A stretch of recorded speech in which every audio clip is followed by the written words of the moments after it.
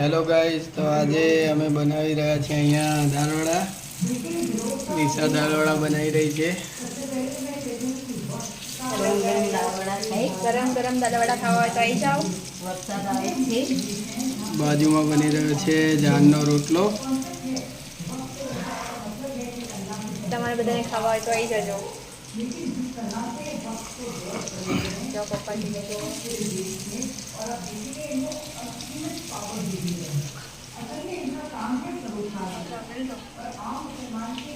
તો દાળવડા રેડી થઈ રહ્યા છે. દાળવડા બની ગયા છે, ગરમ ગરમ છે. ખાવા માટે આવી જાઓ. જેને દાળવડા ખાવા હોય. વરસાદનો મસ્ત માહોલ છે. મસ્ત થોડો થોડો વરસાદ પડી રહ્યો છે અને દાળવડા બની રહ્યા છે.